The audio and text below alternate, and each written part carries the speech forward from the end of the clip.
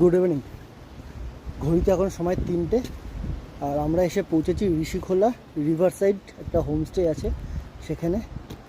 আর এই পেছনে আমার বাইক রাখা, তার পেছনে মিন্ময়ের বাইক রাখা। আমরা আপাতত এখানে এসে জাস্ট পৌঁছেছি, জাস্ট লাগেজগুলো নিয়ে রুমে রেখেছি।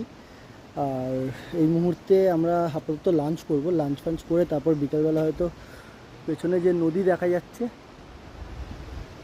নদীতে গিয়ে পেছনে বসবো। আর এখানে যে প্রপার্টিটা আছে, প্রপার্টিটা খুব সুন্দর একটা প্রপার্টিটা তোমাদের দেখিয়ে দিই ব্যাক ক্যামেরা করে। প্রপার্টিটা হচ্ছে এখানে একটা আন্ডার কনস্ট্রাকশন বিল্ডিং এখন আপাতত হচ্ছে।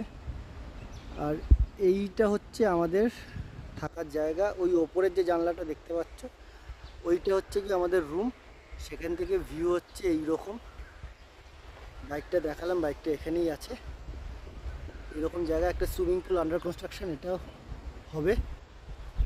বাট তার আগে এই মুহূর্তে প্রচণ্ড খিদে পেয়েছে, ঘরে গিয়ে খেতে হবে, মানে আমি ডাইনিংয়ে গিয়ে খেতে হবে। খাওয়া দাওয়া করে তারপরে বিকালবেলা নদীর ধারে বসে একটু চিল হবে, পার্টি হবে। তো আপাতত আমরা যাই। রাস্তায় যেরকম কাদা ছিল সেই অনুযায়ী আমার গাড়ির যে অবস্থা হচ্ছে, আমার গাড়ির অবস্থা পুরো কাদায় কাদা,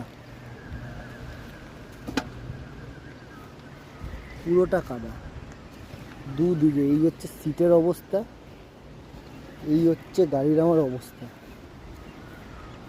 পুরো কাদায় ভরে গেছে। কলকাতা গিয়ে সবার আগে গাড়িটা ধোয়াতে হবে।